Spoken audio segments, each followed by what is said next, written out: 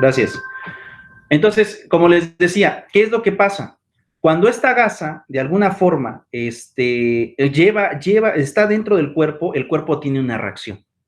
Este cuerpo extraño no está realizado para que pueda, en este caso, incorporarse al cuerpo. Por el contrario, al estar en contacto con sangre, este artefacto, que normalmente es de algodón, se va a podrir. Y al podrirse, ¿qué va a generar? Pues va a generar una infección. Y es una infección que en un principio puede ser a lo mejor local, pero si es tiempo o pasa el tiempo y la fémina no se revisa adecuadamente, incluso esta infección puede dar una infección generalizada. Y al final de cuentas, ¿qué pasa? La chica que dio a luz no tiene la culpa. La culpa es del médico que no llevó a cabo el procedimiento correcto o que no contó el número de gasas correctas para poder, en este caso, suturar y que mandara al paciente a recuperación. Y precisamente el tema de la medicina legal hoy en día versa sobre esto. Es decir, no solamente voy a intervenir en los delitos que impliquen una pericial médica, ¿no? Que normalmente son los delitos sexuales, sino que también puedo intervenir en aquellos procedimientos que ejecuten algunos médicos que no se adecúen a los protocolos o bien que hayan sido ejecutados con mala praxis, que eso también viene regulado con mala praxis. Y es por eso que el tema de la medicina legal te trata de regular este tipo de dos situaciones: delitos y mala praxis médica, cuando existen protocolos de actuación. ¿Y en qué viene la parte legal? La parte legal es en corroborar que aquel que está ejecutando el procedimiento se adecúe al mismo. O por otro lado, si es que no se adecúa al mismo, que tenga en cuenta que va a ser acreedor desde ese momento de que se le ejercite una acción de responsabilidad médica, que puede dar lugar a las dos que mencioné al principio de la sesión, es decir, una responsabilidad penal o una responsabilidad administrativa. La penal es irse a la cárcel, la administrativa es la pérdida de la cédula profesional. No sé si hasta ahorita en la explicación, antes de que pase el documento que vamos a revisar, existe alguna duda o alguna pregunta en específico. Lorena, Kia. Profe, todo bien. Ok, entonces, esta es la base fundamental del por qué vamos a estar llevando a cabo esta situación de manera genérica. Ahora, dando paso a lo siguiente, vamos a ir directamente al documento que tengo señalado aquí. Este es un documento que va a tener en cuenta algunas regulaciones genéricas. Esta clase, en realidad, la primera parte de la sesión del curso de hoy, que nos toca, en este caso, tiene que ver con esta, ¿no? Definiciones, importancia, división de la materia médico-legal. Y es por eso que vamos a ver el tema de la importancia de la medicina legal en la práctica médica, que eso es algo que normalmente no se ponen o no se estudia de alguna manera de forma concreta. Ahora, he de decir lo siguiente. Aquí sí va a depender de las fuentes que revisemos, las relaciones que existen entre las dos siguientes materias. Una es la medicina legal y la otra es la medicina forense. ¿Por qué les digo que aquí va a depender del documento que se esté revisando? Porque la medicina forense forma parte de la medicina legal, pero en algunos textos nos explican que la medicina legal y la medicina forense es completamente diferente. Entonces, aquí hay una especie de conflicto teórico, porque por una parte me dicen que la medicina forense es parte de la medicina legal, pero con otros autores nos dicen que son completamente diferentes. Como lo dice su nombre, la medicina forense tiende a estudiar el tema de los fallecidos, cómo llegan con lesiones, cómo obviamente van a llegar con algunas cortadas, disparos, impactos de armas de fuego, y va determinado, en el caso de la medicina forense, a lograr generar con convicción cuáles son las lesiones que provocaron la muerte a un sujeto, así como también algún otro tipo de padecimiento o lesión que el cuerpo esté presentando en ese momento. Ahora, este caso de la medicina forense, y aquí haré un paréntesis a la clase del día de hoy, es muy interesante también, Porque hoy en día, por ejemplo, puedes lograr extirpar huellas digitales con el nuevo procedimiento que acaban de hacer, aún y a pesar de que el cuerpo ya lleve más de un año, pues más de un año en este caso, eh, en descomposición. Entonces, en ese sentido,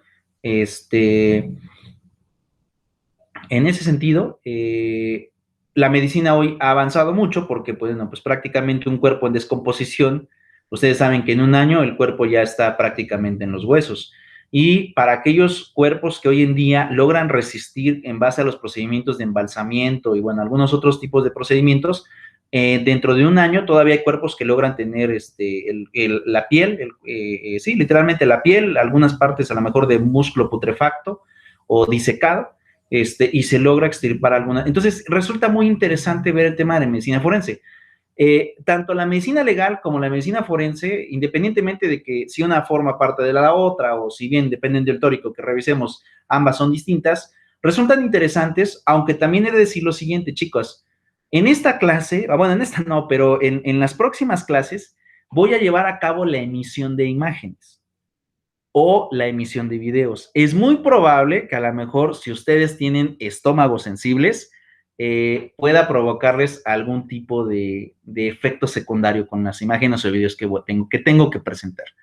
Sin embargo, sí me gustaría saber si ustedes están dispuestas a que yo muestre este material para que ustedes también tengan una mejor explicación de qué sucede en cada uno de los procedimientos que se puede llevar a cabo. Sí, profe, sin problema. Lo ¿Sí? soportaremos. Lorena.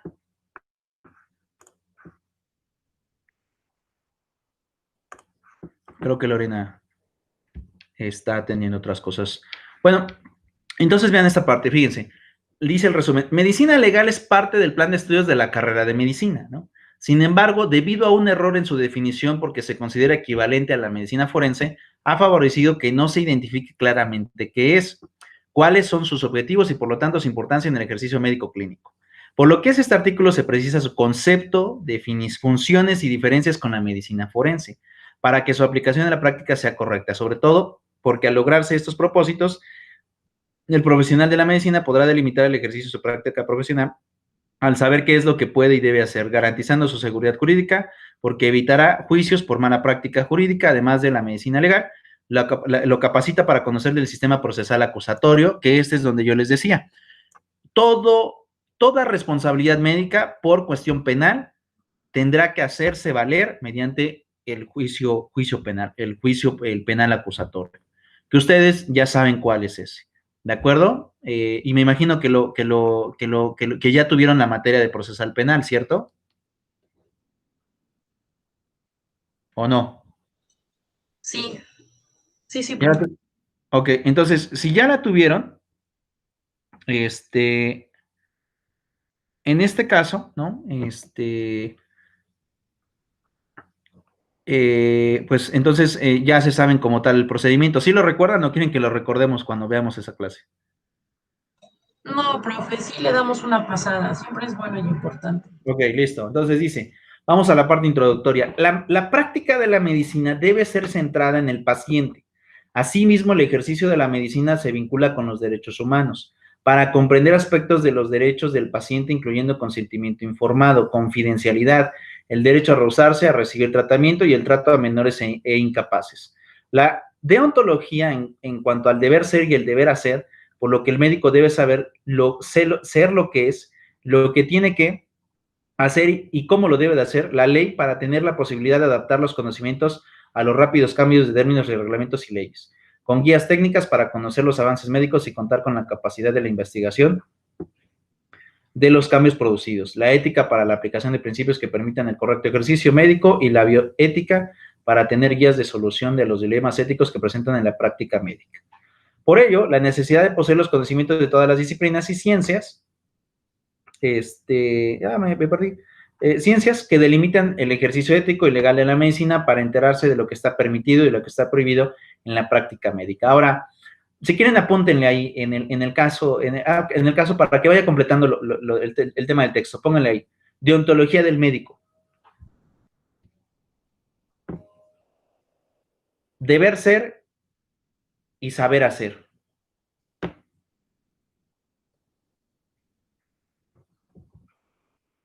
Punto y aparte.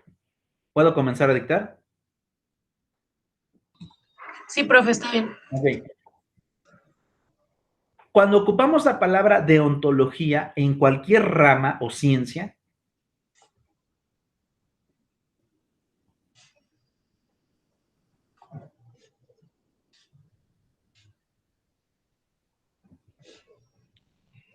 Listo. esto implica establecer Sí, un código de ética sí. Listo. de un licenciado o ingeniero. Punto y seguido. Sin embargo,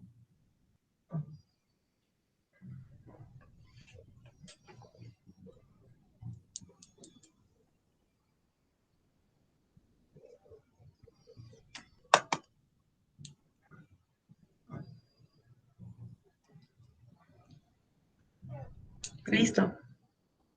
sin embargo, a veces los códigos de éticas pueden ser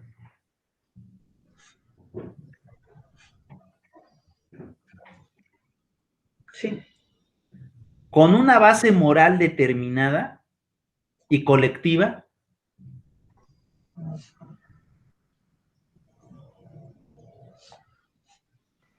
¿Una base moral determinada, profe? determinada y colectiva,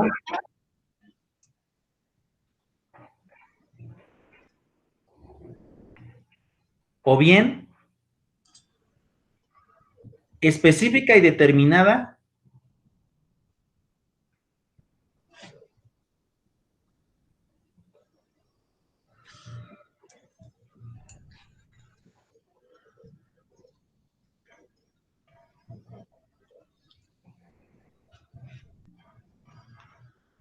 a una moral específica y discordante de la colectiva. Y discordante de la colectiva.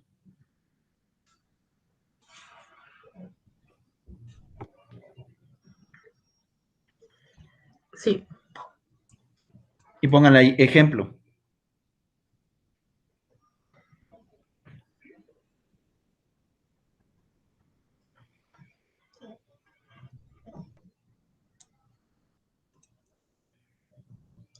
¿Ya le pusieron ejemplo? Sí. Ok. La ética de un abogado Sí. es conducirse Sí. conforme a la ley,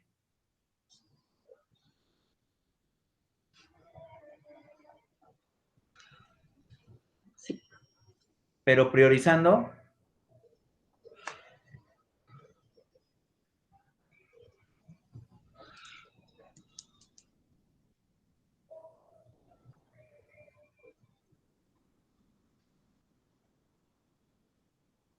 los intereses de su cliente o representado.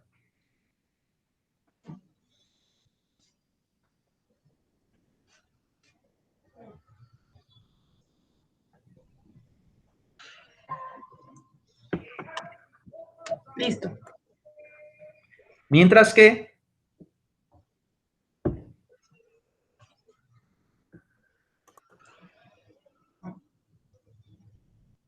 en el caso de la ética de un médico,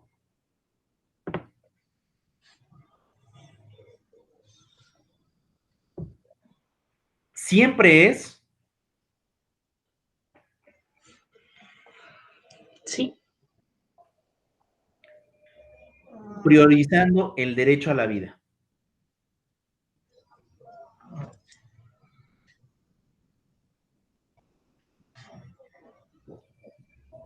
Listo.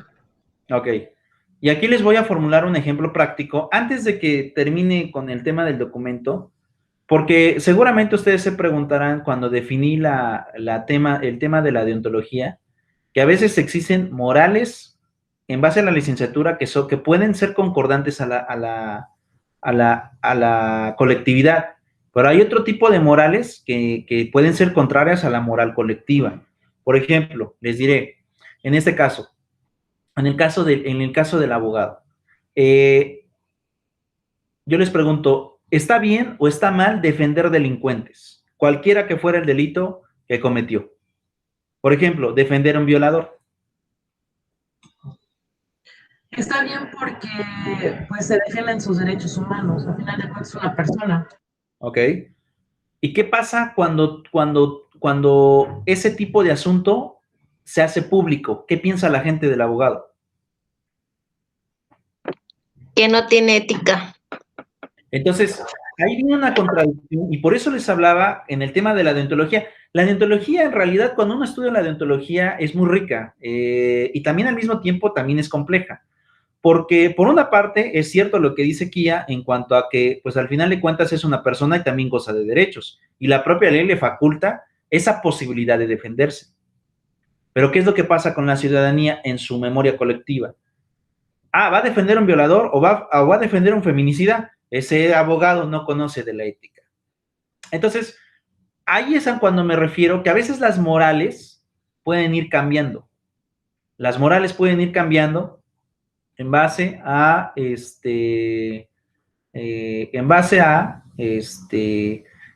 tema de la profesión a la cual tú te vayas a dedicar.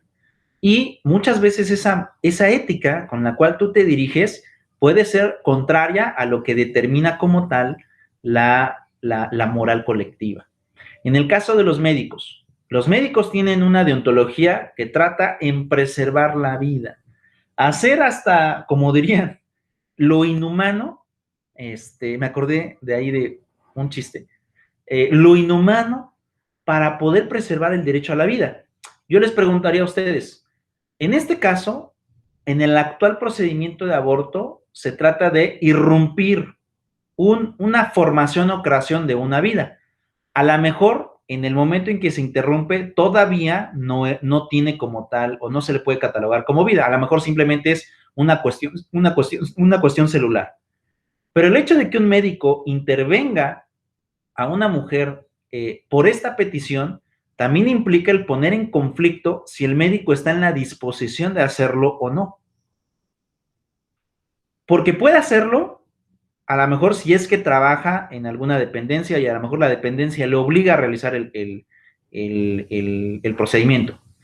Pero también está su parte de formación académica, en donde dice, sí, pero ¿qué estoy haciendo? Voy a irrumpir el proceso de vida y lo que yo defiendo es la vida.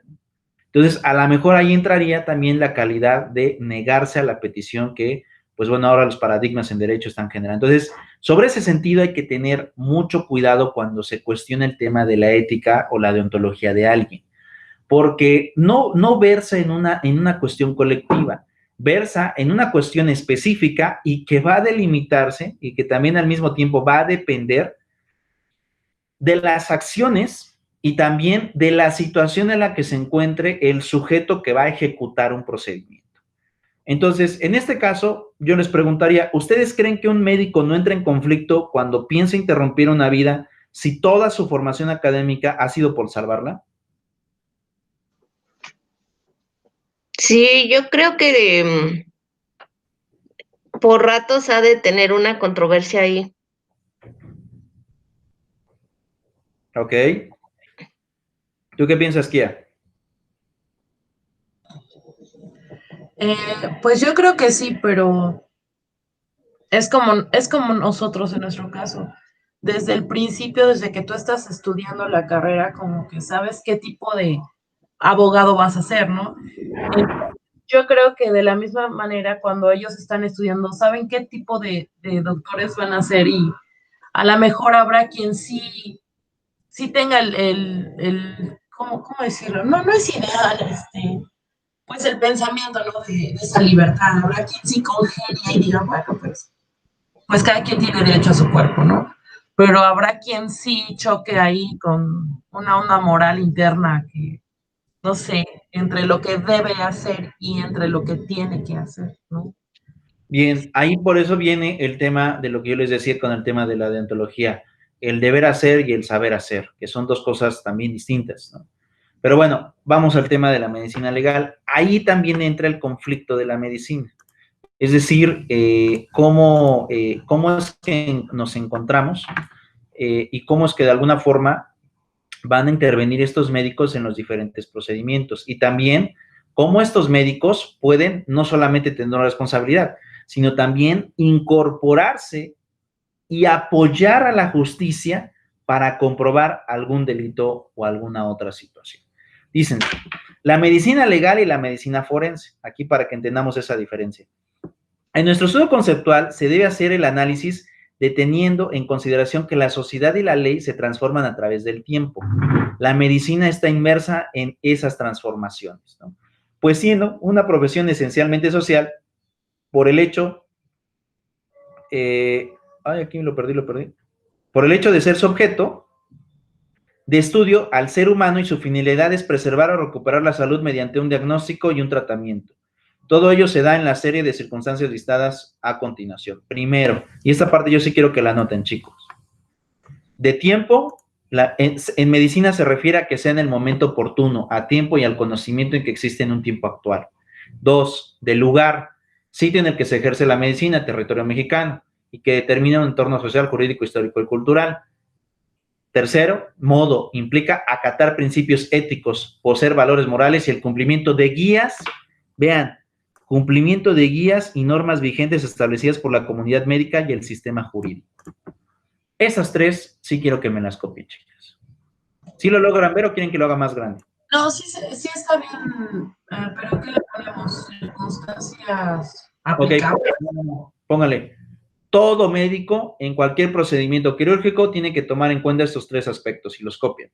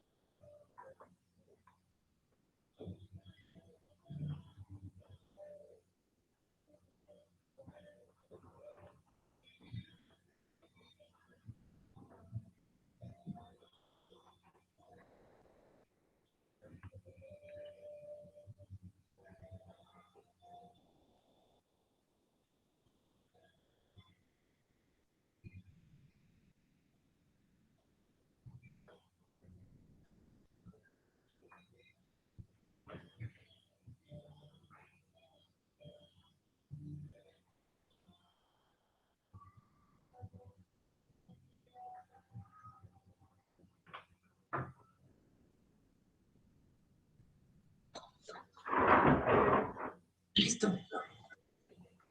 Bien, entonces, en este caso, como yo les decía, estos 3 requisitos son fundamentales: tiempo, lugar y el modo.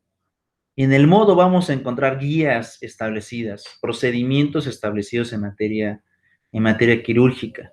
Sí, si bien es cierto, nosotros como abogados no somos especialistas en este tema, también lo cierto es que tenemos que conocer de la materia.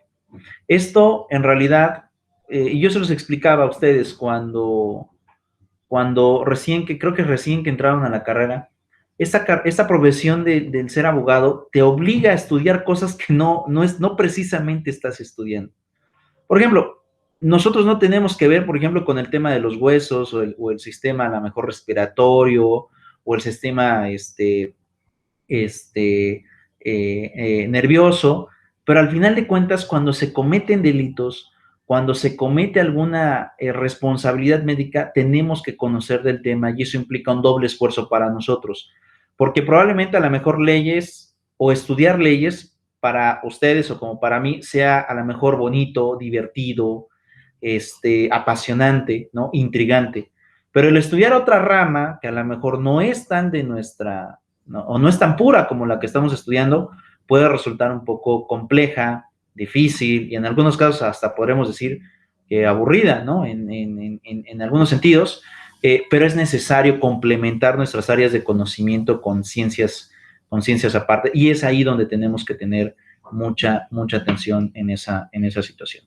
Ahora, dice lo siguiente: en cada practicante de medicina hay preguntas acerca de la naturaleza de la relación médico-paciente, consentimiento informado, confidencialidad, regulaciones federales y estatales referentes a la práctica de la medicina, financiamiento y expedición sobre cuestiones éticas y legales para la adquisición de competencias en los futuros médicos para poner en operación sus conocimientos, habilidades y pensamientos de ese carácter. Ahora, sobre esta parte es importante, chicos, vean lo siguiente. Siempre que nosotros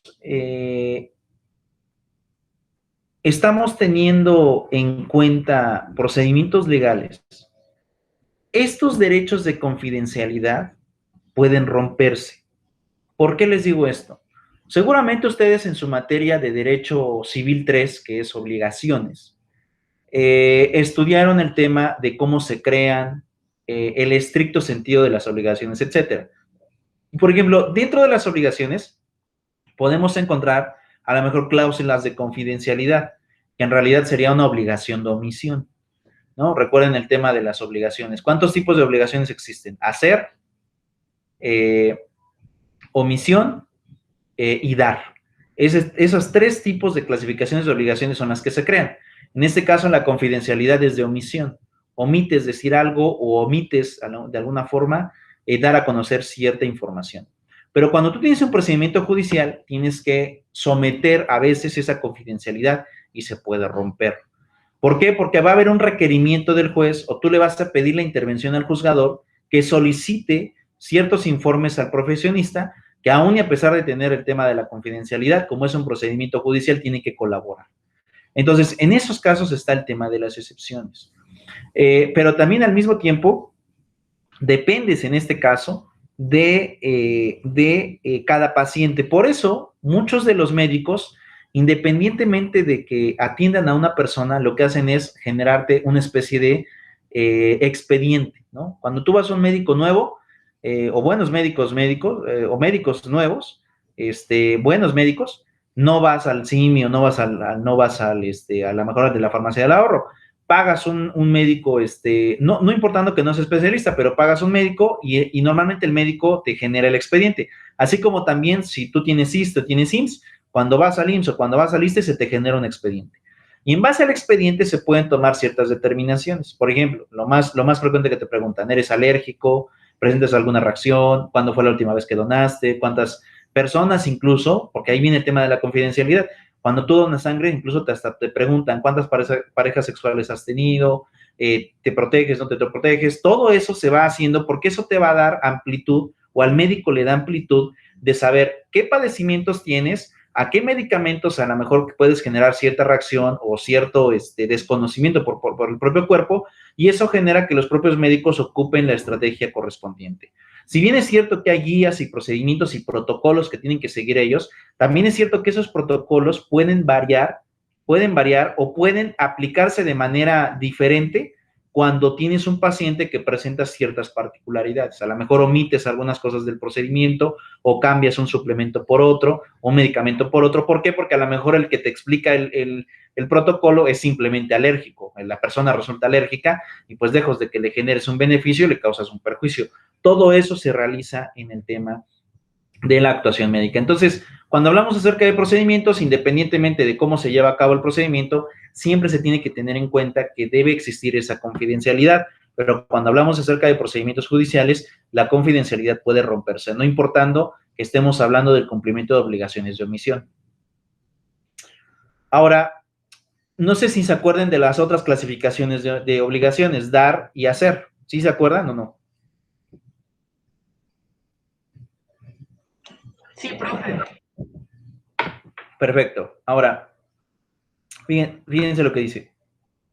Si bien el conocimiento de ciertas cuestiones médico-forenses es necesario para el médico clínico, porque el contenido de algunas notas médicas que efectúa deberá ser incluido en los certificados o dictámenes efectuados por los médicos forenses, como es el caso de las notas de las lesiones, difunción, alta intoxicación por drogas, medicamentos, sustancias tóxicas, que era lo que les decía cuando te preguntan a qué medicamentos, a qué algo eres reaccionario.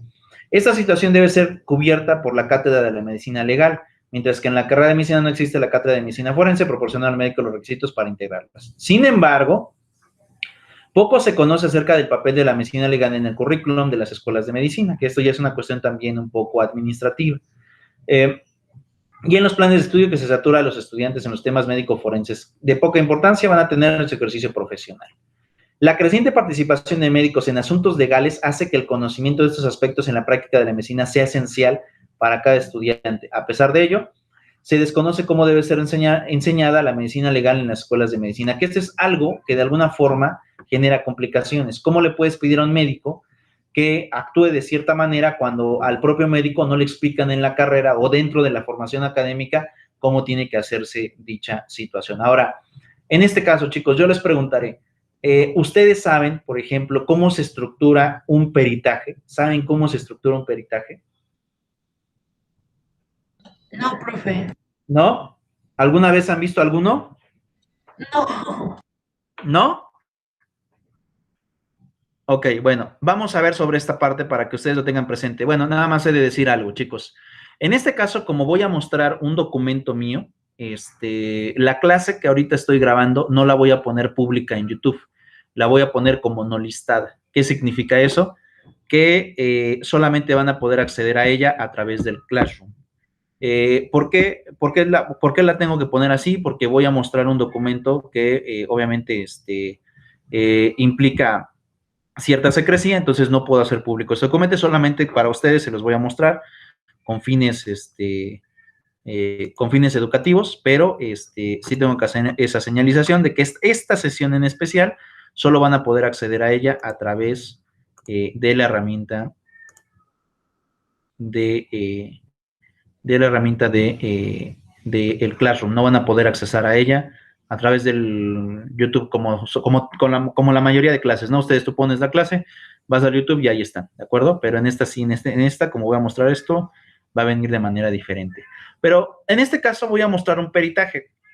Yo lo que quiero es que se den cuenta cómo viene la estructura, porque, por ejemplo, en este caso, también va a estar de la siguiente forma, vean. Vamos a ver aquí.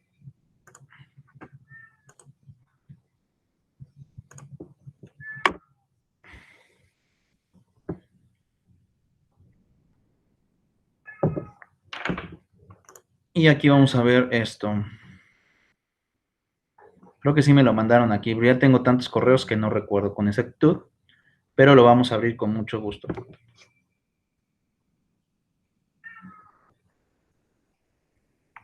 Vamos a poner aquí, vamos a poner Enrique. Y que me aparezca el peritaje.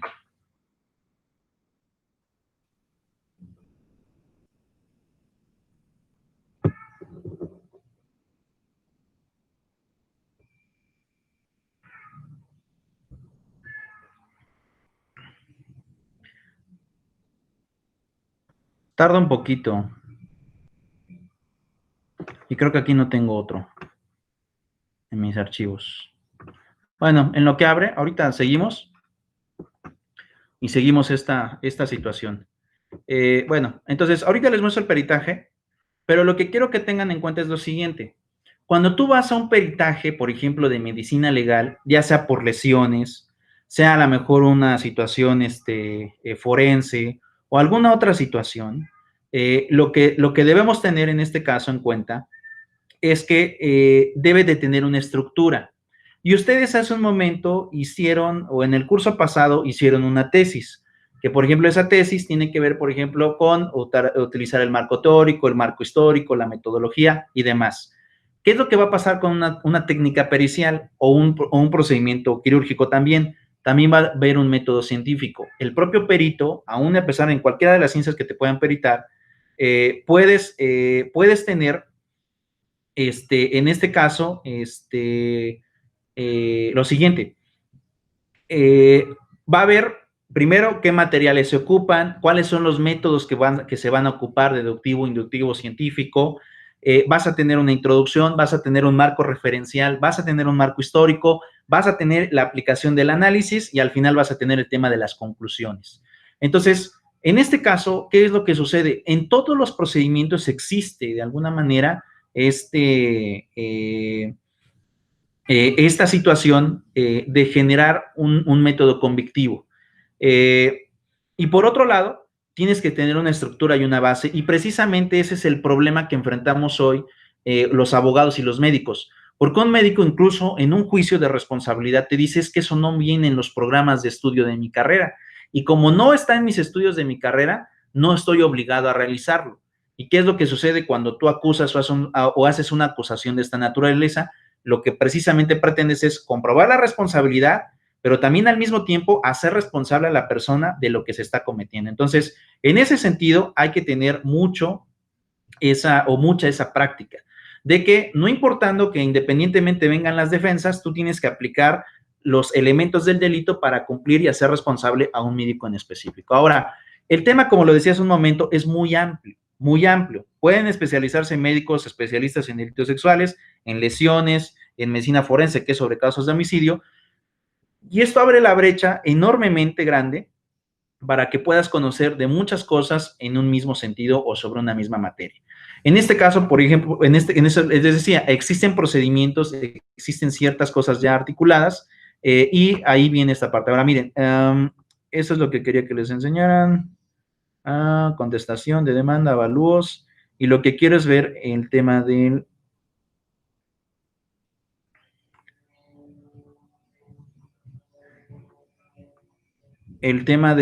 peritaje. A ver, déjenme ver si es este. No, este no es.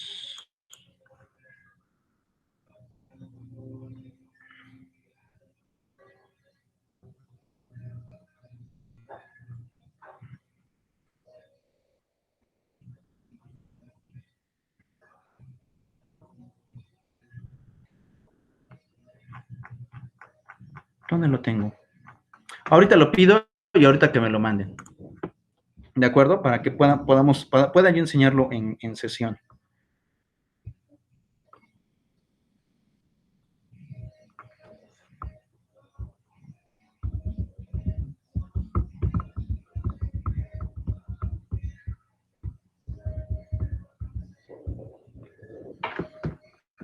Bien, entonces les decía, ahorita que les enseñe el documento, eso es lo que quiero revisar para que ustedes tengan en cuenta cómo es que se va a llevar a cabo el tema del procedimiento. Ahora, fíjense, aspectos de derechos del paciente, incluyendo consentimiento informado, confidencialidad, el derecho de rozarse a recibir tratamiento y el trato a menores incompetentes, que eso también es algo muy importante, vean. Recuerden los dos tipos de incapacidad, no sé si lo recuerden, chicos. El Código Procesal en materia federal te establece dos tipos de incapacidades, porque eso también va a implicar en la aplicación del método médico. ¿Cuáles son esos dos tipos de incapacidades? La incapacidad legal y la incapacidad natural. ¿Cuál es la incapacidad legal de una persona? Y también eso va a depender de cómo vas a implementar un método científico. La incapacidad legal es aquella que se decreta mediante sentencia de un juicio de interdicción. Apúntenle ahí. Aquella que se decreta. Es incapacidad legal, ¿verdad? Perdón, es incapacidad natural. Digo, legal, perdón. Aquella que se decreta mediante sentencia de juicio de interdicción.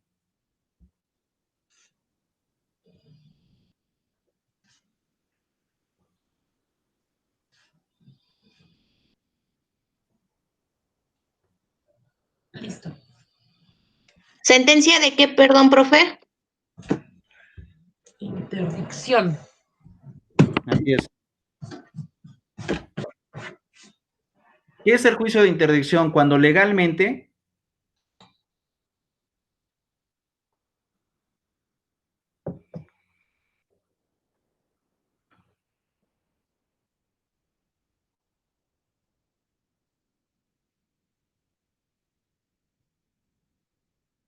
y mediante autoridad jurisdiccional se decreta a alguien incapaz.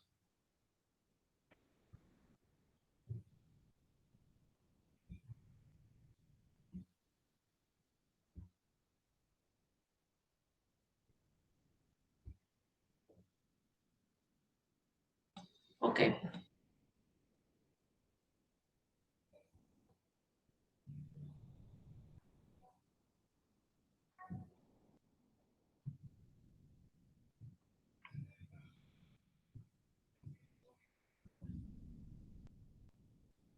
Y la incapacidad natural es aquella que no ha sido decretada por un juez, pero que médicamente está declarada.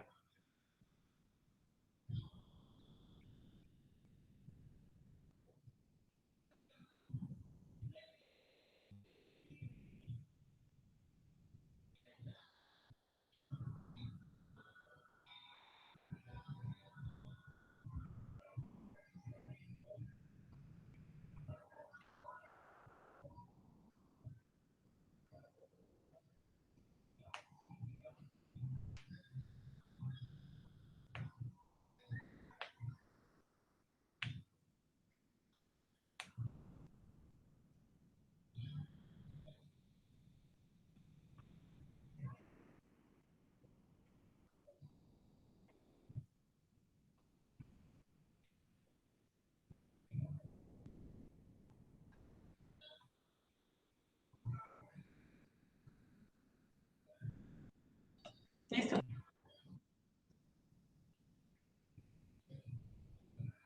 ¿De acuerdo?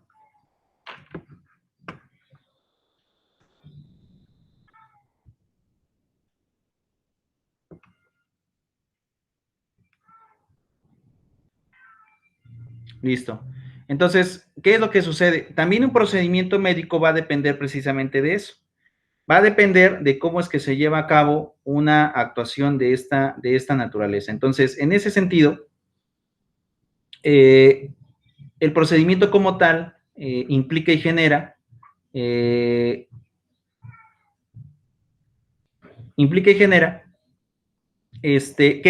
pueda cambiarse o modificarse dependiendo de la persona que vas a intermedir. Si existe una incapacidad legal, si existe una incapacidad natural, y referente a eso es cómo se va a estar llevando a cabo la situación. Ahora, por otro lado, en este caso existe este conflicto, este vacío entre qué aplicas, medicina legal y derecho, ¿no? Porque como les decía, a veces las excusas sobran en ese sentido, y cómo es que de alguna forma están teniendo esa fórmula, y cómo es que esa regulación va a estar pendiente de los conflictos legales que se puedan suscitar. Ahora, aquí viene algo bien importante. En el caso de la responsabilidad administrativa, que yo les hablaba hace un momento, y en el caso de la responsabilidad penal como tal, va a tener como consecuencia un tratamiento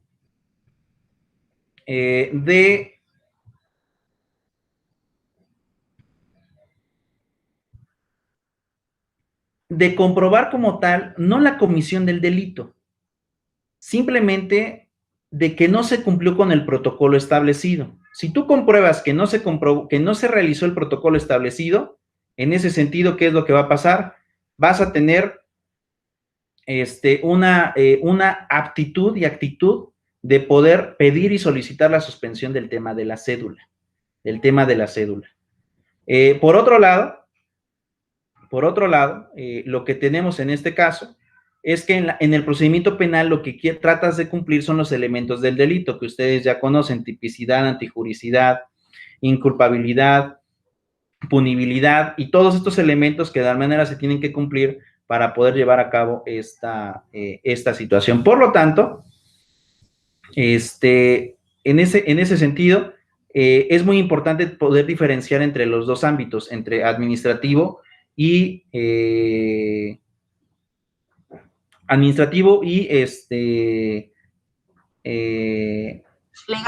legal, porque van a tener efectos diferentes, y también al mismo tiempo vamos a tener no solamente efectos diferentes, sino también vamos a tener en este caso objetos diferentes de comprobar o material probatorio que comprobar en cada una de estas responsabilidades.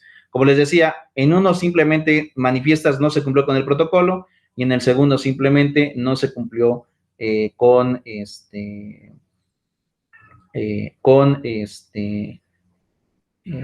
no se cumplió con el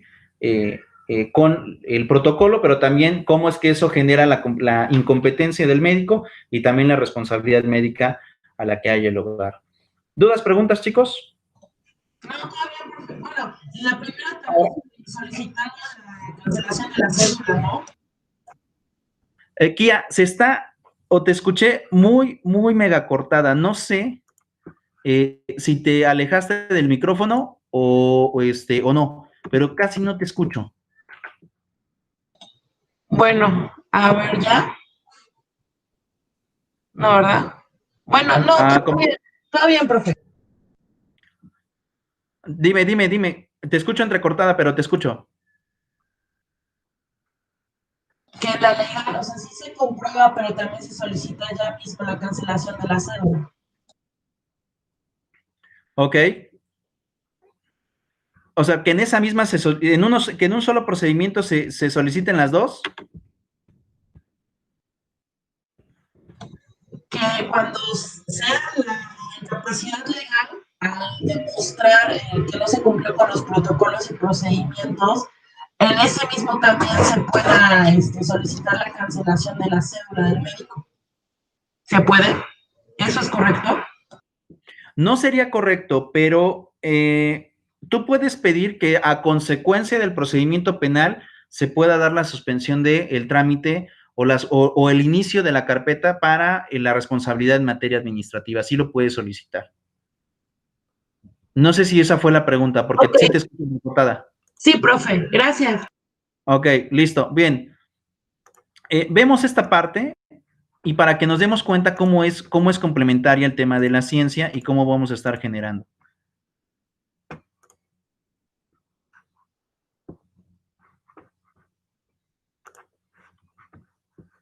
La medicina legal y forense es la herramienta más importante a la hora de descifrar crímenes y delitos que requieren de una investigación extra. Las técnicas utilizadas... ¿Sí están viendo mi pantalla? Sí, profe. Sí, profe, también se escucha. Permiten aclarar delitos que pretenden ser ocultados. La tecnología puesta al servicio de la investigación policial ha permitido llegar a cuotas periciales impensables hace años. Los delitos dejan rastros, huellas y evidencias a las que estas técnicas sofisticadas se encargan de destapar. En el País Vasco se han examinado 1.800 cadáveres en lo que va de año. Esta es el área, dentro del servicio de patología forense, el área de recepción de cadáveres. Los cadáveres entran con el coche de la funeraria, y estos cadáveres, primero se comprueba que el cadáver está identificado. Una vez identificado, que ya viene en un sello, en estas macrobolsas de custodia donde vienen los cadáveres, aquí viene ya identificado el cadáver con su nombre y apellidos. Esos son los sudarios, donde se incluyen los cadáveres en el lugar de los hechos.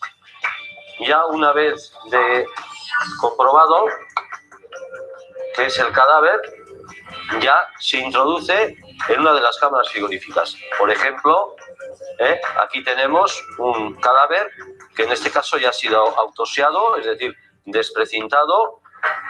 Ahora pasamos a una de las salas de autopsia que tiene el Servicio de Patología Forense. Estas salas de autopsias tienen 2 mesas de autopsia. Una vez realizadas las autopsias y recogidas todas las muestras que luego se van a llevar al laboratorio, las muestras de tipo biológico se llevan a la sección del Servicio de Patología Forense, sección, aquí pone, de anatomía patológica. Entonces ya estos botes se abrirían, aquí van las vísceras que se han recogido de la autopsia y ya el médico forense tallaría, como he dicho, las vísceras y las iría incluyendo en estas cápsulas. Aquí se procesa las muestras para que luego la técnica de laboratorio, en este caso Sara, nos daría las preparaciones histopatológicas y así nosotros poder visualizarlas al microscopio. Tienen unos conocimientos técnicos, tienen una experiencia y tienen una pericia que para nosotros es fundamental. Entonces ellos nos ayudan a conocer las causas de la muerte, por ejemplo, de un cadáver que aparezca, las circunstancias en que se produjo el fallecimiento, la fecha, etcétera. Y entonces en ese sentido han adquirido además los médicos forenses un nivel de prestigio, ¿no? Los que trabajan en Euskadi, que para nosotros, como digo, es fundamental para nuestro trabajo. Y manteniendo la cadena de custodia, esto se lo damos a la sección de química toxicología. Hola, buenos días, Luis Manuel. Estas muestras de la última autopsia.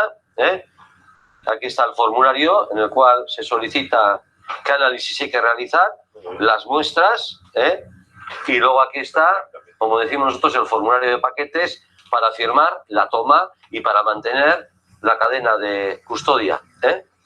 El trabajo de la policía cuando se produce un ilícito penal de estas características es encontrar pruebas que puedan dar lugar a la identificación de la persona que ha cometido ese ilícito.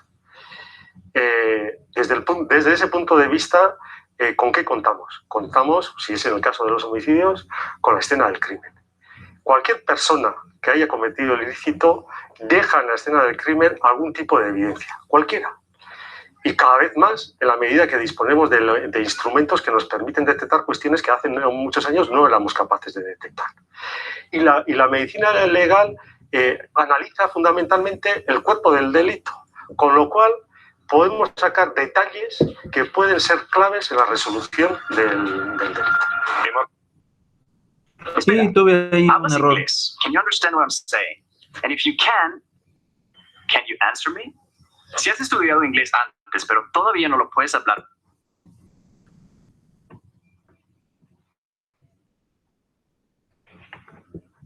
Hemos recibido las muestras, les hemos adjudicado un número único e indistinguible de todos los demás, de tal manera que cada muestra tiene su numeración y no hay ninguna muestra con 2 numeraciones repetidas. Hemos procedido a su preparación para poder extraer los tóxicos posibles que haya en ellos y que puedan ser analizadas estas muestras en los equipos analizadores que están aquí en esta estancia. En este caso nos ha salido un pico identificado de benzodiazepinas. Según el área del pico, sabemos que hay tanta cantidad, X la que sea en este caso. Aquí tenemos otro pico que nos ha salido en la misma muestra detectando la presencia de cocaína. En otra muestra del mismo caso, que hemos analizado en este otro equipo, vemos la presencia de etanol, que sería este pico. Este otro, que es más grande y que es simplemente el estándar interno que hemos añadido a la muestra para correlacionarla. Una vez que han entrado las muestras en el laboratorio, las muestras sobrantes que no han sido utilizadas en el análisis se guardan en custodia hasta su destrucción. y esto se pone en conocimiento del juez, porque bien, en el curso de la investigación pueden surgir nuevas pistas y hay que proceder a un nuevo análisis para determinar esa nueva sustancia tóxica que haya podido influir, o bien para poder realizar una contrapericial, es decir, el ciudadano debe de estar tranquilo porque no solamente se hace una analítica eficiente, sino que además es posible contrastarla posteriormente. No demasiado infrecuentemente se presentan autopsias que hay que hacer sobre cadáveres putrefactos. En estos cadáveres es muy difícil conseguir una muestra biológica de calidad para poder determinar la presencia de tóxicos. Pero estos cadáveres tienen larvas o insectos, fundamentalmente larvas según la evolución, que no son muy útiles porque estas larvas realmente están devorando el cadáver.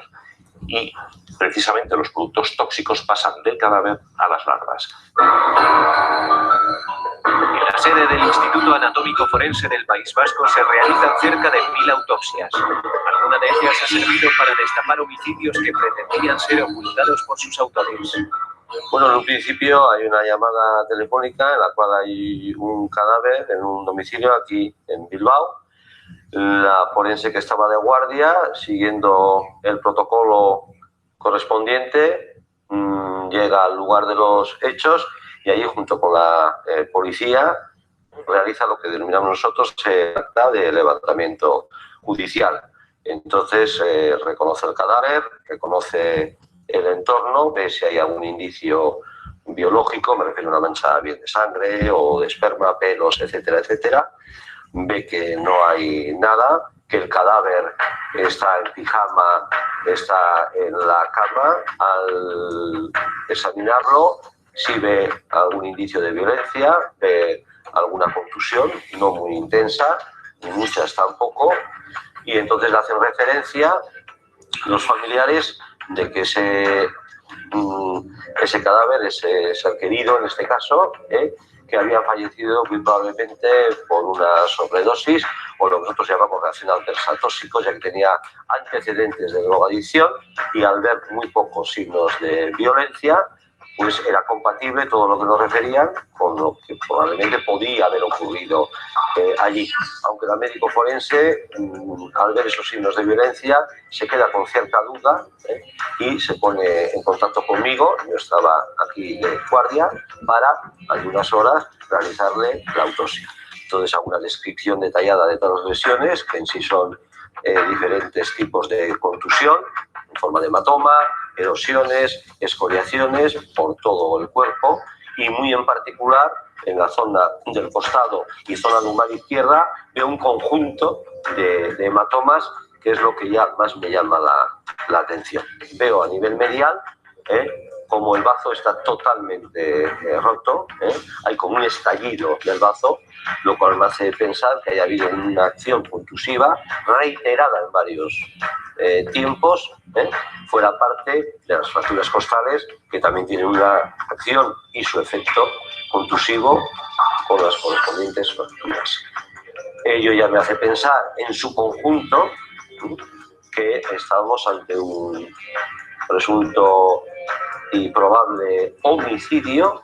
En este caso había una herida figurada donde se hizo un estudio comparativo, un cotejo comparativo de la marca figurada en la piel con la suela del zapato que llevaba el sospechoso en ese momento y coincidían perfectamente. Luego esa lesión, digamos, es compatible con la zapatilla, que a su vez es la que ha producido esas contusiones. El cadáver aporta mucha información y de hecho cualquier detalle es importantísimo. Cualquier hematoma, si ese hematoma es figurado, si ese hematoma no coincide con nada que haya podido producirse en lugar de los hechos, ya estamos pensando en que ha sido trasladado, que no ha sido ahí donde han ocurrido, tendremos que buscar algún indicio que nos haga pensar dónde ha podido ocurrir, porque es muy importante el saber el lugar donde han ocurrido esos hechos, porque la cantidad de indicios que quedan son más de los que uno piensa. Y a veces el cadáver se trae algunos de esos indicios. Voy a poner una pequeña pausa. Ya me enviaron el dictamen. Lo vamos a revisar ahorita. Y es para que se den una idea de cómo viene la estructura de un... no, ese no es. disponible. Lo voy a...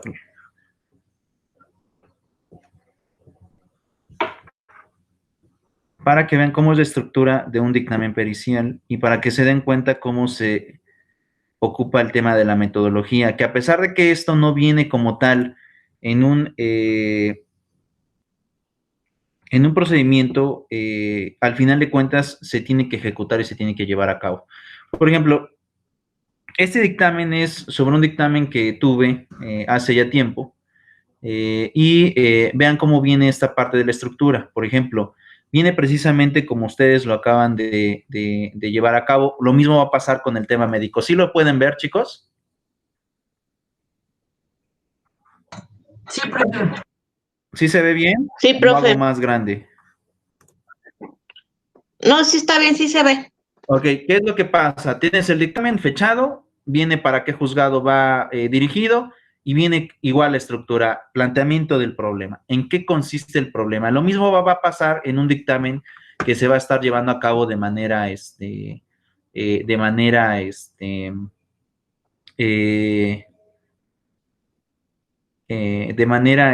médica, va a ser exactamente lo mismo.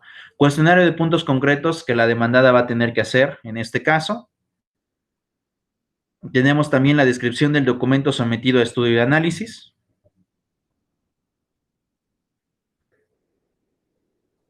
Viene el tema, en este caso, cómo se dirigen, vean los grados. Cuando tú ves un dictamen médico, también te vas a fijar en esto. En este caso es sobre documentos, pero al final de cuentas en un médico vas a tener laceraciones del lado superior izquierdo, el cual presenta, y ya viene esta descripción. Elementos objeto de análisis, métodos y técnicas empleados, ¿no?, que se ocupan, material de trabajo utilizado, que eso también es importante. Tú cuando vas a impugnar a un médico, también cuestionas qué tipo de material es el que ejecutó. Pasa exactamente igual. ¿Qué tipo de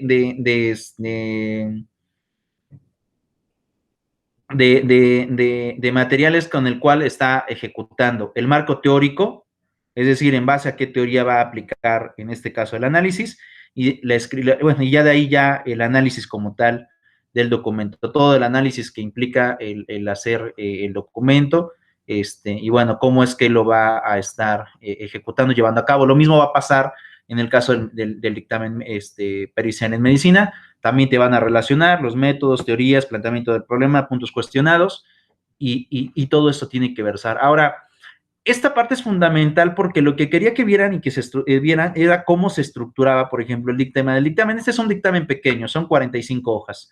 Hay dictámenes muchísimos más grandes y algunos más pequeños también. También me ha tocado ver algunos más pequeños, pero salvo que el asunto sea muy, muy fácil y muy sencillo o dependiendo de la técnica del perito, pero en realidad los dictámenes llevan a resultar o a veces resultan ser un poco laboriosos. Pero al final de cuentas, lo que quiero que observen es cómo se va haciendo la relación y de los puntos concretos de el propio estudio y cómo vas a poder llevar a cabo una conclusión en ese sentido. Y bueno, en esta parte tenemos lo siguiente, en esta situación, al final del peritaje, concluye y responde el cuestionario que planteaste al principio. Aquí te da las respuestas de lo que planteó de lo que se puso en el planteamiento del problema y cómo se va a estar resolviendo. Este peritaje, por ejemplo, les decía, no son más que algunas 45 hojas. Todavía al final del peritaje, el propio perito hace algunas evaluaciones técnicas de algunos puntos considerativos que para él resultaran evidentes y que de alguna forma dieran lugar a una situación de extrema necesidad y que a lo mejor son puntos relevantes que todavía el perito puede llegar a ver. Entonces, lo trascendente de esto, por ejemplo, en las técnicas periciales, y he de decirles lo siguiente aquí en el procedimiento penal acusatorio. ¿Me están viendo, verdad? Sí, profe. Ok. ¿Qué es lo que pasa? Por ejemplo, en una materia, por ejemplo, civil, mercantil, familiar, normalmente la ley te estipula entre 3 y 10 días, normalmente, para poder interponer este estudio. Entonces, todas estas 45 hojas que ustedes están viendo, un perito tuvo para poder hacerlo 3 o 4 días, no más. 3 o 4 días.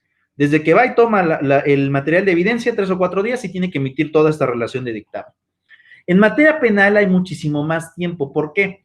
Porque ustedes recordarán que dentro del procedimiento penal está el tema de la fase judicial y la fase no judicial, es decir, la etapa de investigación que lleva a cabo el Ministerio Público y la parte judicial, que ya es cuando empiezas a la audiencia de control de la detención. Por otro lado, el tema de la vinculación a proceso, la formulación de la imputación, la etapa intermedia y al final el juicio oral. ¿Qué es lo que sucede? En esta primera parte del juicio es donde tú tienes que meter el material probatorio. Supongamos, denuncio a un médico. Ok, una vez que lo denuncio, voy a la mejor a la audiencia de control de la detención, si es que tengo detenido. Si no hay detenido, ¿no? Porque a lo mejor simplemente son lesiones o lo que sea, no va a pasar nada, el sujeto va a salir libre, pero después viene la formulación de la imputación. ¿En qué consiste la formulación de la imputación? En llevar a cabo el material probatorio que dé indicios de que el sujeto cometió el delito. Ahí no se va a juzgar si el sujeto lo cometió o no, sino simplemente que generen indicios. ¿Y qué va a hacer la defensa? La defensa tiene hasta la audiencia de vinculación a proceso para poder aportar material probatorio. Después de esto ya no puedes ofertar pruebas, Después de la vinculación a proceso ya no puedes ofertar pruebas, porque de ahí la etapa intermedia consiste en depurar pruebas y luego el juicio oral desahogar pruebas. Entonces, ¿qué es lo que sucede? Normalmente, el propio Código Nacional de Procedimientos Penales te establece el tiempo mínimo requerido para que las partes puedan aportar material probatorio, lleven a cabo sus indagatorias y demás, es en cualquier tiempo hasta 2 meses. Si es que el delito amerita menos de 5 años de prisión, pero si amerita en este caso 6 años de prisión, si amerita más de 10 años de prisión, entonces se puede extender la etapa de investigación hasta 6 meses. Entonces, ¿qué es lo que sucede? Tú como abogado normalmente, ya sea que te otorguen 15 días, un mes, o si es un delito a lo mejor grave, ¿no? Que ya recayó en temas de homicidio, no importa que sea culposo, puedes ir hasta los 6 meses de la etapa de investigación. Entonces, si tú contratas a un perito y sabes que tienes 2 meses o 3 meses para interponerlo, tú le dices al perito, ¿sabes qué? Solo tengo 5 días o solamente tengo 6 días o tengo 10 días para que lo hagas. Obviamente, ¿qué va a hacer el peritaje? El perito va a llevar a cabo el peritaje y te lo va a dar para que tú lo interpongas ante el Ministerio Público competente que lleva la causa penal. En este caso, ¿qué es lo que sucede? No puedes aportar pruebas después de la vinculación a proceso dentro del juicio penal. Entonces, tu mayor trabajo está en esta primera etapa de concentración del procedimiento penal. Ya sea que si tu delito es pequeño, pues en ese momento puedes interponerlo. Si tu delito es mayor y puede cumplirse o por más de 10 años, entonces tú puedes extender en este caso la responsabilidad a la que haya lugar hasta por 6 meses en la etapa de investigación. Pero el problema aquí es que estás trabajando con tiempo, llevas a cabo el tema del tiempo y ese es el peor enemigo que nosotros tenemos cuando tú litigas o cuando tú te enfrentas a un problema de esta naturaleza, el tiempo. Porque precisamente el tiempo es el que tú tienes para actuar, para investigar, pero también para aportar el material probatorio y defenderlo, porque obviamente también en la etapa intermedia seguramente la contraparte va a querer tirarte pruebas para que tú no lleves el suficiente peso a la audiencia de juicio oral, y ahí es donde viene la complejidad en este sentido. Ahora, para ser realistas, ¿qué es lo que pasa? Estos dictámenes que tú no elaboras, porque el abogado no los elabora el médico, el perito que tú hayas contratado, cuando llegues a juicio oral los tienes que defender o los tienes que interrogar, porque ahí quien toma el uso de la palabra es el abogado. Por lo tanto, el abogado tiene que cuestionar al médico o bien al perito que, pues en este caso, haya aportado la contraria para controvertir lo que haya puesto en el propio dictamen. Por eso es que yo les decía desde un principio, ustedes tienen que estudiar aunque no sea de su carrera. ¿Por qué? Porque cuando tú llegues a juicio y te toque interrogar al perito, obviamente el perito te lleva años de experiencia, ¿no? Años de experiencia te lleva. Sin embargo, tu labor en ese momento es que él mismo se contradiga. Seguramente o previamente harás el estudio a lo mejor con tu perito, pero recuerda que tu perito también te va a cobrar por esa asesoría. Entonces, ten en cuenta eso, de que aquí todo ese estudio que tú tengas como deficiencia te va a costar, porque ningún perito te dice, pues sí, lo hago de cuates, aunque ya me has pagado el peritaje. No, si quieres que te asesore para la audiencia, te cobro. Entonces, ahí deben de tenerlo muy en cuenta, de cómo va a ir estudiando, porque cuando tú llegas a la audiencia de juicio oral, el que lo va a cuestionar al perito de la contraria eres tú, no va a ser tu perito. Y tú, aunque no seas experto en esa materia, tienes que lograr la contradicción del perito que te están aportando en juicio. ¿Cómo ven? Complicado, muy complicado. ¿Por qué Hay que complicado? estar más, ¿no? No te escuché. No te escuché, ¿me podrían repetir, Lorena y Kia? Se cortó. Ambas se cortaron. Bueno, yo digo que hay que estar a las vivas en ese procedimiento, ¿no? O sea, estar así muy, muy despierto para saber qué es lo que vas a decir. Tienes que tener mucho estudio previo, porque como les decía hace un momento, no somos expertos en las materias. Por más que queramos estudiar sobre todo, la verdad es que a lo mejor podemos conocer, pero no vamos a ser expertos, ¿no? Un perito lleva ¿cuántos años estudiando? Muchísimos. O si no llevan, hay algunas ciencias periciales que no necesariamente necesitan cédula, algunos simplemente con un diploma de 120 horas, con eso te puedes volver perito. Pero al final de cuentas, a lo mejor llevan muchos años de experiencia.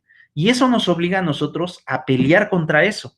Porque al final de cuentas, tú cuando vas a ese tipo de audiencias, no quieres nada más ir y hacer acto de presencia, quieres sacar beneficios. Y dentro de esos beneficios es lograr que el perito de la contraria se contradiga con sus propias palabras para poder ocupar esa contradicción dentro de tu marco normativo. Entonces, resulta complejo, como dice Kia, sí, muy complejo. Porque al final de cuentas, aunque por más que nosotros estudiemos, no vamos a ser expertos en un área o en otra, ¿no? Los peritos de las contrarias obviamente van a tener más experiencia, más estudio. Pero el objeto aquí no se trata de ver quién sabe más. El objeto es simplemente lograr la contradicción entre ellos y nosotros. ¿Cómo ven?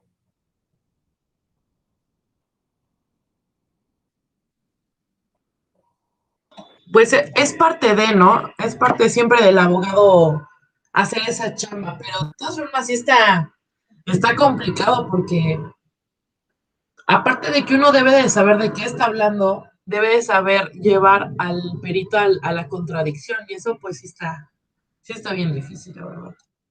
En efecto, en efecto. Entonces, en esa parte, hay que tener mucho eso en cuenta, ¿de acuerdo? Es complicado, sí, pero al final de cuentas lo tenemos que hacer. No vamos a ser expertos en esas materias, salvo que a lo mejor nos metamos a estudiar otra licenciatura, ¿no? O algún curso, pero en realidad tenemos que conocer de todo. Es complicado, sí, pero el objeto, como les decía hace un momento, en las audiencias no se trata de ver quién sabe más, de eso no se trata. Simplemente se trata de hacer que el otro se controvierta. Si a lo mejor no sabemos mucho, pero hacemos preguntas correctas que logren que el otro se ponga en duda o se ponga en controversia, aunque no sepamos más que él, le ganamos el tema de la audiencia. Y eso es lo bonito de la técnica jurídica, y así va a pasar en todas. Entonces, en este caso, como les decía, y por eso me interesaba que viéramos el peritaje, como si se dan cuenta, es toda una metodología y una estructura. Ustedes esta metodología y estructura ya la ocuparon y ya la implementaron en el tema de la tesis.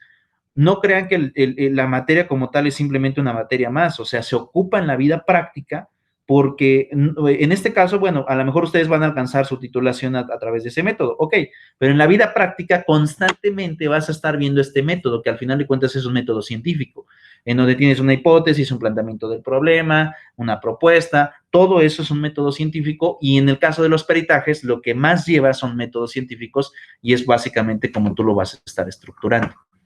Entonces, en este sentido, como les decía, resulta de alguna manera complicado, sí, pero no imposible.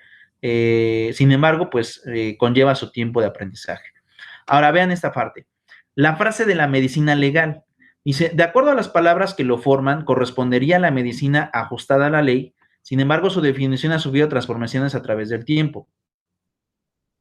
Dichos cambios se deben a que arbitrariamente, puesto que no ha sido sujetado a normas, leyes o razonamientos, ha recibido diferentes nombres derivados de la necesidad de calificarla.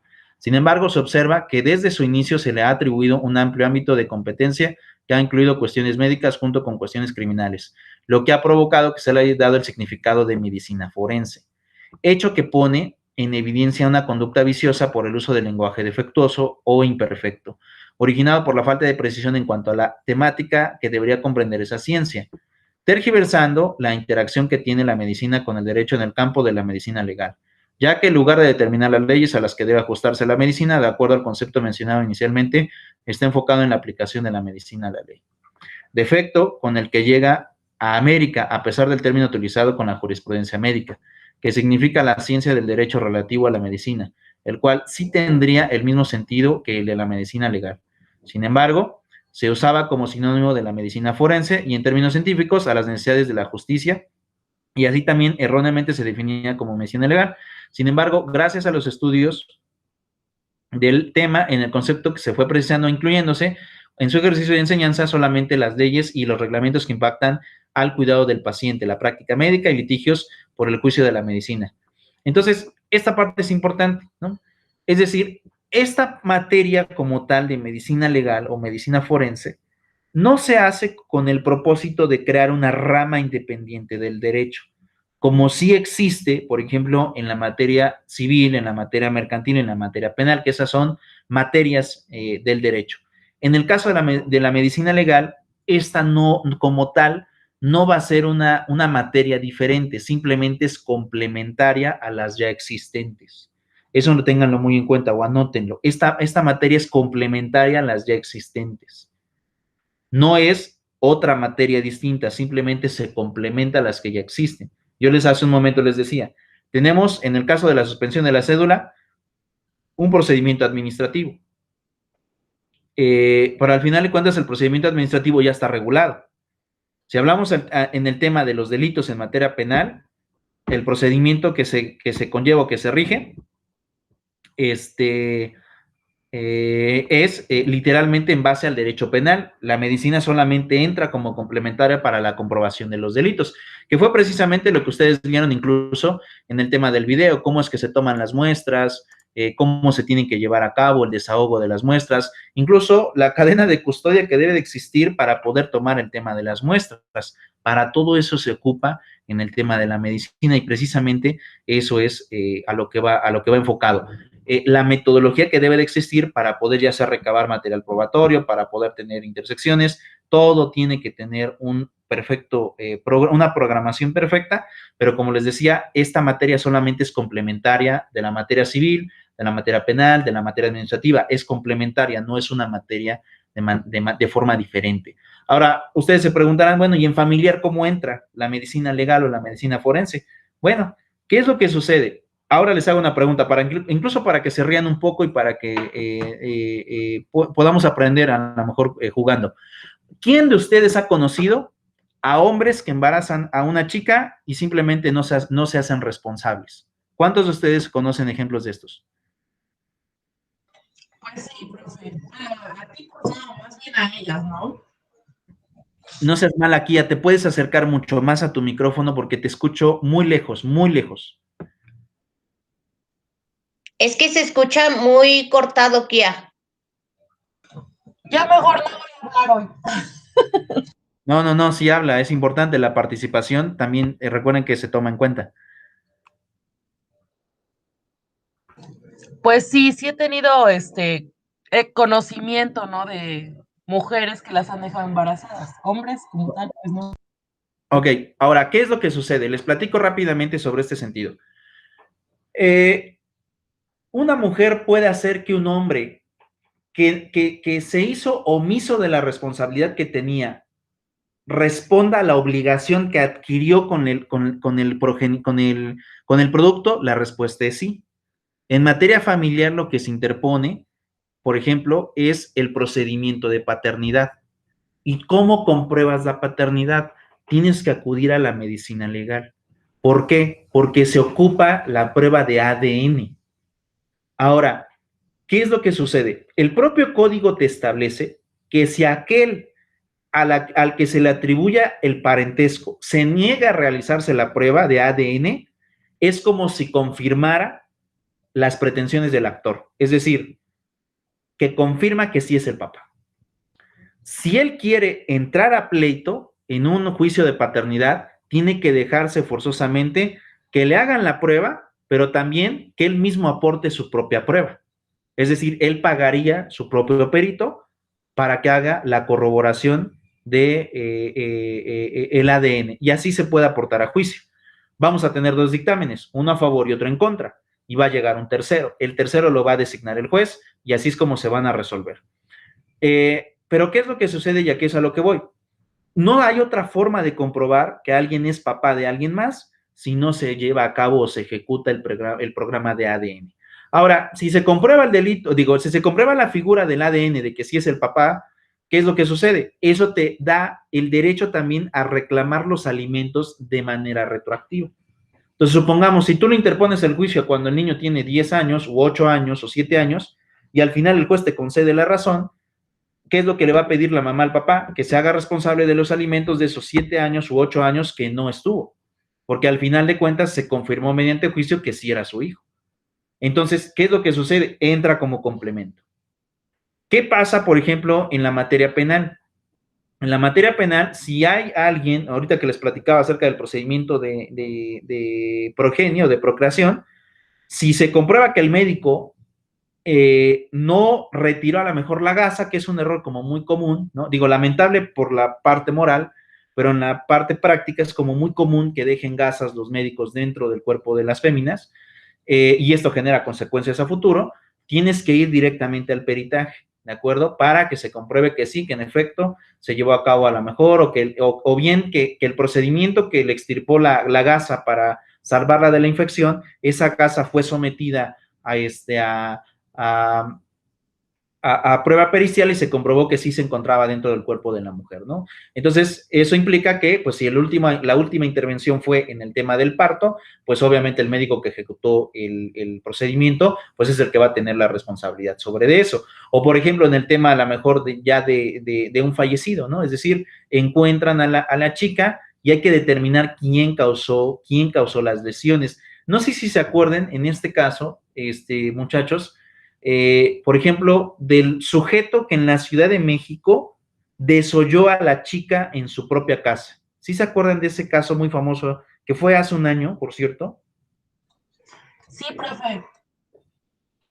¿Qué fue lo que sucedió? Al sujeto cuando lo detienen, no lo detienen en flagrancia como tal. Lo detienen en el lugar de los hechos, pero no en flagrancia. Es decir, cuando lo detienen, no estaba como tal con el cuchillo, sino lo que hicieron fue, a él lo detienen cuando iba a tirar los restos con la bolsa al lugar donde depositan el tema de la basura. Entonces, ¿qué fue lo que sucedió? Cuando se percatan que el sujeto sale manchado de sangre, ¿no? Y lleva la bolsa que también va sacando sangre, los vecinos se alarman y llaman a la policía, y ahí es cuando lo detienen. Pero ¿qué es lo que sucede? Él mismo los lleva al lugar y ahí es cuando todavía tienen el cuerpo, ¿no?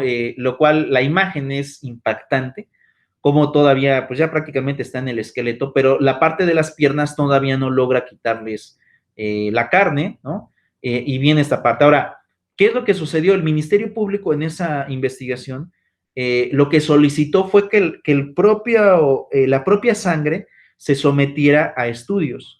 Y es decir, que vinieran las pruebas periciales de que la sangre pertenecía a la mujer que estaba perdiendo la vida.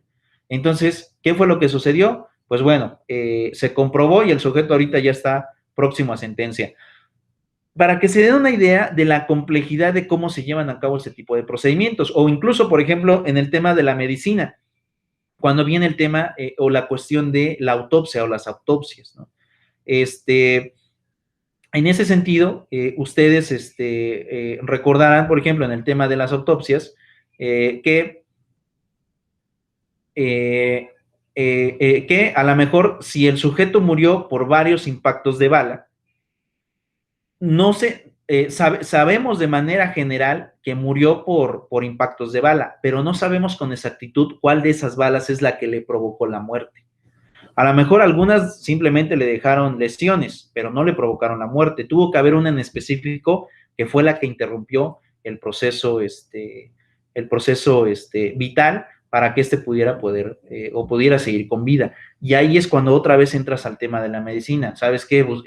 Estudias trayectos, cuál entró primero, de acuerdo a ellos a pruebas que ellos hacen, y de alguna forma cuál es la que se va a determinar como la que da por terminada la vida en ese sentido. Entonces, aquí viene esa situación. La medicina apoya muchas cosas, no solamente es una cuestión en específico, sino que te apoya en muchas materias, y por eso es que les decía, la medicina legal es complementaria de las demás materias, no es una ciencia en específico, porque se puede peritar sobre muchas otras, sino que de alguna manera complementa los procedimientos ya establecidos, familiar, civil, administrativo, penal, en todos. Es más, incluso la medicina legal entra actualmente en los delitos ecológicos.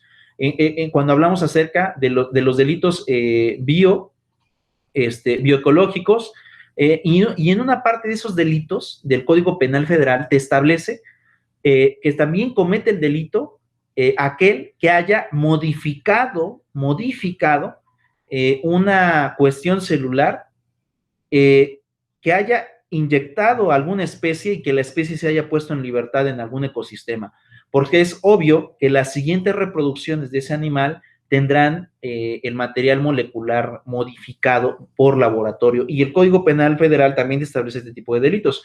¿Cómo lo logra resolver? Solamente a través de estudios médicos, de laboratorios, en este caso ya para poder estipular que se sufrió algún tipo de modificación provocado por el hombre para poder llevar a cabo este tipo de delitos. Entonces, para que se den una idea de la gran amplitud que implica el tema de la medicina legal y la medicina forense.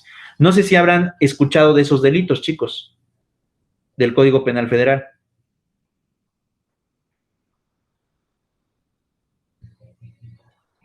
Sí, profe. A mí me parece extraordinario, la verdad, me parece extraordinario cuando existen este tipo de situaciones en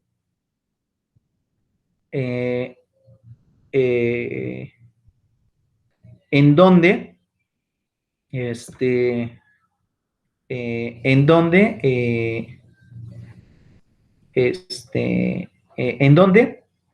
se pueden hacer ese tipo de modificaciones. Y digo, me parece sorprendente porque si bien es cierto, son cosas que no se piensan, ¿no? Pero en la realidad están pasando, ¿no? La experimentación, y esto también incluso también tiene que ver con el tema de la investigación. Ustedes recordarán, incluso ahorita con el tema de la pandemia y el tema de la investigación sobre las vacunas, yo consulté a través de un biomédico, ahí fue un biomédico y un químico farmacobiólogo, cómo era el proceso de crear una vacuna. Ambos me dieron, en algunas teorías, de acuerdo a ellos, cosas parecidas y en algunas otras tal vez no tan parecidas. Probablemente esto se deba a su formación académica. Yo no conozco mucho de las dos licenciaturas, pero ambos tuvieron la amabilidad de aportarme datos a mi conocimiento. Pero dentro de lo que me decían es que llega una parte de la investigación que tienen que probar con animales. Y me decían, lo más común, o mejor dicho, lo más exacto con lo que tú puedes probar los sistemas de vacunación son con monos. Después de los monos, o los que ya tienen como que ya no tanto efecto, pero también son útiles para desarrollar vacunas, son los caballos, y los más comunes son los ratones. La investigación, por lo que ellos me estaban comentando, resulta cara si experimentas con monos. Dicen que se exagera la investigación, pero que resulta lo más exacto porque estos animales se parecen mucho a nosotros, incluso su sistema inmunológico, sus órganos, todo se parece prácticamente a nosotros, cosa que ya como que diferencia un poco del caballo, que diferencia un poco de los ratones, pero que de alguna forma también ayudan a crear este sistema de vacunación. Ellos me decían que el proceso es cruel, porque muchos de los animales con los cuales ellos experimentan sufren en el proceso de investigación, pues sí sufren algunas alteraciones. Algunas son dolorosas, otras son mutaciones y a lo mejor otras no son tan dolorosas hasta que se logra crear ya como tal la vacuna o el modelo de vacuna para poder llevarlo. Ellos me platicaban que, por ejemplo, había animales que sufrían 5, 6, a veces hasta 7 intentos y pues obviamente muchos de ellos fallecían en el procedimiento. Pero también me decían que en algunos casos, ponen en cautiverio a ciertos animales para ver cómo reaccionan a estos nuevos cambios que molecularmente han sido modificados mediante un laboratorio.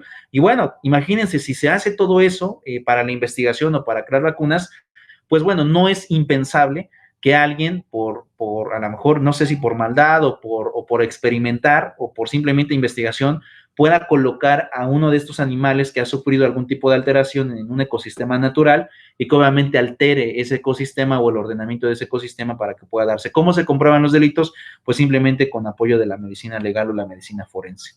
¿Cómo ven? ¿Dudas, preguntas, comentarios? Está interesante, profe. Todo muy bien. Listo. Lorena. Está interesante, profe. Hecho, chicos, nada más les voy a colocar este documento de medicina forense ya en el Classroom. Les digo, el peritaje, no se los puedo agregar, simplemente se los muestro. Y les vuelvo a recordar, esta clase no va a ser publicada, o mejor dicho, no tendrá pública su reproducción en YouTube, solamente van a poder accesar a ella a través del Classroom, pero precisamente porque estoy mostrando un documento mío que, bueno, no debe de ser público por temas de confidencialidad, y es por eso que no lo hago público en la red de YouTube, simplemente lo pongo como no listado. Les pongo aquí material de clase,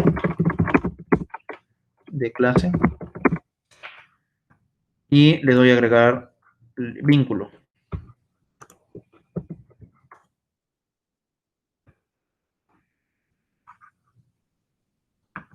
Ah, no es tarea, perdón, me equivoqué. Es material.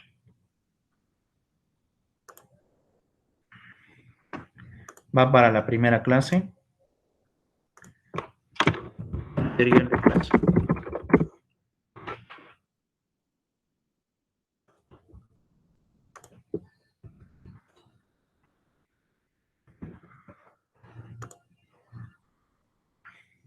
Y ya está aquí, chicos. Material de clase para que lo logren leer. Estaré dando tarea en este día, y esta tarea sería para entregar hasta el 2 de enero, ¿de acuerdo? Que es el día que nosotros regresamos a clases, ¿de acuerdo? Ok, profe. De acuerdo, pero ya está, el material que ocupé para esta sesión ya está publicado en el Classroom, y ya nada más llevar a cabo la publicación de la tarea. Sin embargo, como les dije hace un momento, la estaré publicando, y esa tarea sería para entregar hasta el 2 de enero. ¿De acuerdo? Sí, profe. Ok, gracias, cuídense. Bye. Bye.